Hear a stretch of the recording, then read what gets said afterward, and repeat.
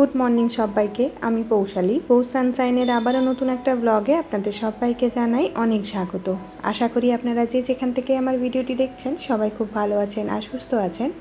এখন বাজে সকাল ৯টা। আজকের ব্লগটা আমি এখন থেকেই শুরু করছি। আশা করি আজকের ব্লগটা আপনাদের কাছে অনেক বেশি ভালো লাগবে। আর যদি ভালো লেগে থাকে তাহলে প্লিজ লাইক কমেন্ট করে জানাতে ভুলবেন না।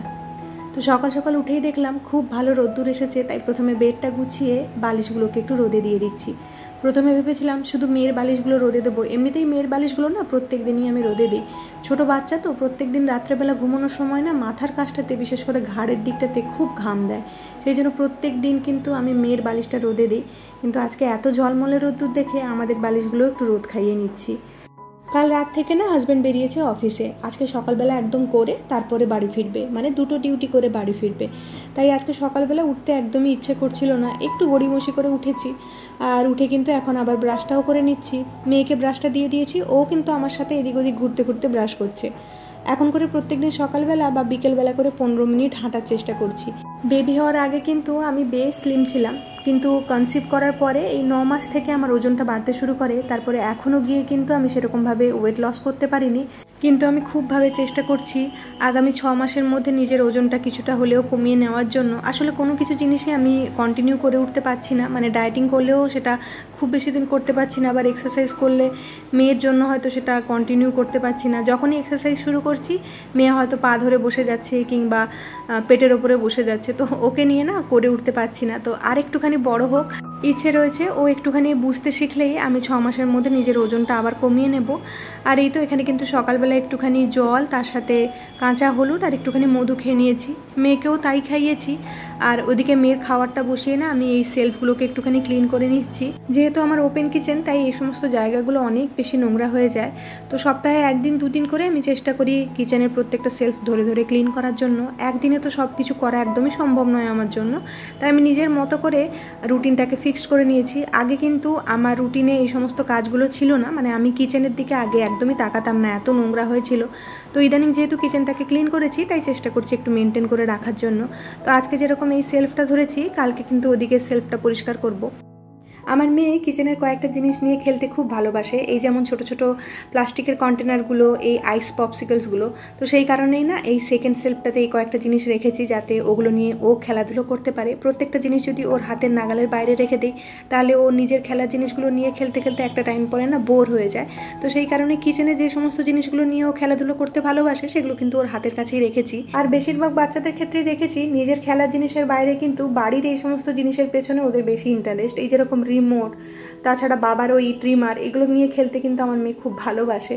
তো যাই হোক, এখন কিন্তু এই সেলফটাও ভালো করে মুছে নিয়েছি। পুরো যা সমস্ত লাইনারগুলো দেওয়া থাকে সেগুলো উঠিয়ে একদম একটা ভিজে কাপড় দিয়ে মুছে আবার কৌটোগুলোকে জায়গায় সাজিয়ে রেখে দিচ্ছি। কৌটোগুলোও কিন্তু একবার ভিজে কাপড় দিয়ে মুছে নিয়েছি। এইখানটাতে কৌটোগুলো রাখার পরে কিন্তু সেরকম তেল চিটচিটে ভাব হয় না, যেহেতু এই জায়গাটা একটুখানি আড়াল থাকে। কিন্তু আগে আগে যখন আমি ওই বাইরের সেলফগুলোতে রাখতাম তখন কিন্তু অনেক বেশি তেল চিটচিটে হয়ে ময়লা হয়ে যেত। তো এই জায়গায় রেখে কিন্তু এক কথায় আমার অনেক উপকার হয়েছে। তো এই যে এখন এই জায়গাটা আমি এরকমভাবে সাজিয়ে নিয়েছি। প্রত্যেকবারে যখন আমি এই জায়গাটা খালি করি তখন নতুন নতুন রকমভাবে সাজানোর চেষ্টা করি। আর এই যে কন্টেনারটা দেখতে পাচ্ছেন, মানে এই বাস্কেটটা, এর মধ্যে আমি আমার তেলের কৌটোগুলো রাখি। তো প্রত্যেক সপ্তাহে একবার করে আমি এই টিস্যুগুলোকে চেঞ্জ করে দিই। আজকেও টিস্যু চেঞ্জ করে ভালো করে বাস্কেটটাকে ধুয়ে আবারও জায়গার জিনিস জায়গাতে রেখে দিলাম। এখন আমি ফাইনালি বাড়িটাকে একবার ঝাড়ু দিয়ে নিচ্ছি। এর মধ্যেখানে কিন্তু মেয়েকে খাইয়েও নিয়েছি, তাই ওকে খাওয়ানোর আর কোনো চাপ নেই। ও কিন্তু নিজের মতো করে একটু খেলাধুলো করছে। আর আমি যে এখানে ঝাড়ু দিচ্ছি না, ওই ধুলো ময়লাগুলো ঘাঁটার জন্য এখানেই বসে যাচ্ছে। আর আজকে না এরকমভাবে ঝাড়ু দিতে দিতে মায়ের কথা খুব মনে পড়ে গেল। এর আগের বারে যখন আমি বাড়ি গিয়েছিলাম আমার মা আমার ঝাড়ু দেওয়া দেখে খুব রেগে গিয়েছিল, কারণ মা বারবার বলছিল আমি নাকি ভালো করে ঝাড়ু দিতে শিখিনি এখনও অবধি।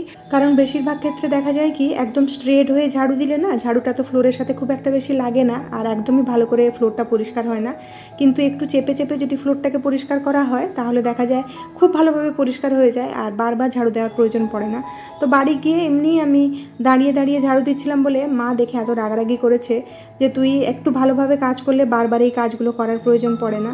তো সেই কথাটা আমার একদম মাথায় গেঁথে গিয়েছে বলতে পারেন। তো এই কারণে না এখন ঝাড়ু দিলে একটুখানি বসে বা একটু ফ্লোরটাকে চেপে চেপে ঝাড়ু দেওয়ার চেষ্টা করি। আর এখনও অবধি কিন্তু মায়ের কাছে অনেক ছোট ছোট কাজের জন্য আমি বকা খাই। কাজে কিছু ভুল করলে সেটা মা এখনও অবধি ধরিয়ে দেওয়ার চেষ্টা করে। তো যাই হোক, এখন কিন্তু আবারও বড় একটা কাজে লেগে পড়েছি। বালতির মধ্যে একটুখানি জল নিয়ে তার মধ্যে একটু ডিশ লিকুইড দিয়ে দিয়েছিলাম, আর একটা এরকম স্ক্রাবার নিয়ে না ফ্লোরের কিছু কিছু জায়গা আমি এরকমভাবে ক্লিন করে নিচ্ছি। আজ থেকে প্রায় 5 মাস কিংবা 6 মাস আগে আমি এই কাজটা করেছিলাম, আপনাদের সাথে শেয়ার করেছিলাম। আর এই যে দেখুন, আমার মেয়ে কিন্তু এখানটায় আমার সাথে বসে পড়েছে কাজটা করার জন্য। কখন এসে দেখি যে চুপচাপ আমার পেছনে শুয়ে পড়ে ফ্লোরটা ক্লিন করতে শুরু করে দিয়েছে। আর এইরকমভাবে ফ্লোর ক্লিন করার সবথেকে বড় কারণ হচ্ছে আমার মেয়ে চারিদিকে খাবার ফেলে রাখে। আর মাঝে মধ্যে কি হয়, কোনো কোনো জায়গায় তো হয়তো আমার হাত পৌঁছয় না। তাছাড়া এই মপ দিয়ে ক্লিন করলে দেখা যায় কি এই কোনায় কোনায় এরিয়াগুলো না অনেকটা বেশি ময়লা জমে থাকে। তো মাঝে মধ্যেই আমি এরকম সময় করে হাতে করে মুছে নিই বা স্কচ ব্রাইট দিয়ে ঘষে ঘষে পরিষ্কার করে নিই। তো মোটামুটি সেই কাজটা করে আমি স্নান করে এখন আবার চলে এসেছি কিচেনে। আজকে ছিল একাদশী, তো একাদশীরই খাবার দাবার হবে। আর আমার মেয়েও কিন্তু আমার সাথে বসে রয়েছে এখানটায়, পায়রাকে খাবার দিচ্ছে। আর আজকে একটুখানি সাবুদানার খিচুড়ি করব, আর ওদিকে সাবুদানার পায়েস করব। প্রত্যেকবারের মতো কিন্তু এবারে একাদশীতে খুব একটা বেশি রান্নাবান্না করছি না। প্রথমেই কিন্তু কড়াইতে একটুখানি ঘি নিয়ে তার মধ্যে বাদামটা ভেজে নিয়েছিলাম। তারপরে সেই কড়াইয়ের মধ্যে একটুখানি জিরে ফোড়ন আর একটুখানি কারি পাতা দিয়ে সেটাকে ভাজা ভাজা করে নিয়ে ভিজিয়ে রাখা সাবুদানাটা দিয়ে দিয়েছি। আজকে আমি মোটা সাবুদানা ব্যবহার করছি। আর আগে থেকেই আমি আলুটা ভেজে রেখেছিলাম, তো এর মধ্যে আলু ভাজা আর একটুখানি বাদাম ভাজা দিয়ে দিলাম। কালকে যে সাবুটা ভিজিয়ে রেখেছিলাম সেটা কিন্তু একদম ঝরঝরে হয়েছে দেখুন। এর মধ্যে কিন্তু একদমই জল দিইনি, মানে সাবুটা শুধুমাত্র ভিজিয়ে নিয়েছিলাম বলতে পারেন, মানে জলের লেয়ার দিইনি। তাতে করে সাবুটা দেখলাম একদম ঝরঝরে হয়েছে। আর এদিকে কিন্তু সাবুদানার ক্ষীরটাও হয়ে গিয়েছে। জন্মাষ্টমীর সময় যে খোয়াটা কিনেছিলাম সেটা একটুখানি দিয়ে এর মধ্যে কাজু কিশমিশ দিয়ে কিন্তু নামিয়ে নেব। আর এদিকে সাবুদানার খিচুড়িটাও আমার একদম রেডি হয়ে গিয়েছে। এর মধ্যে যদি একটুখানি বাদামকে গুঁড়ো করে দেওয়া যেত তাহলে কিন্তু এর টেস্ট আরও অনেক বেড়ে যেত। আর এই তো আমার রান্নাবান্না কিন্তু কমপ্লিট হয়ে গিয়েছে। থালা বাসনগুলো ধোবো, তার আগে ভাবলাম রান্নাঘরটা একদম ক্লিন করে নিই। এর মধ্যেখানে মেয়ের জন্য একটুখানি খিচুড়িও বানিয়ে নিয়েছি। তো প্রথমেই আমি গ্যাসটাকে ভালো করে মুছে নিচ্ছি। আর এমনিতেই না রান্নার ফাঁকে ফাঁকে আমি এই ওপরের যে দেওয়ালগুলো রয়েছে সেগুলো মুছে নিয়ে থাকি। তাহলে আমি দেখেছি কি রান্নার পরে রান্নাঘর ক্লিনিংয়ের জন্য খুব একটা বেশি সময় দিতে হয় না। আর নিচ থেকে যে ছোট বেবিটা থাকে সে আমার মেয়ের সাথে খেলতে এসেছে। আর বাচ্চারা খেললে কেন জানি না একটা খেলনা নিয়ে দুজন মারপিট করবে। তো এখানটায় এই ছাতাটা নিয়ে দুজনের মধ্যে লড়াই লেগেছে।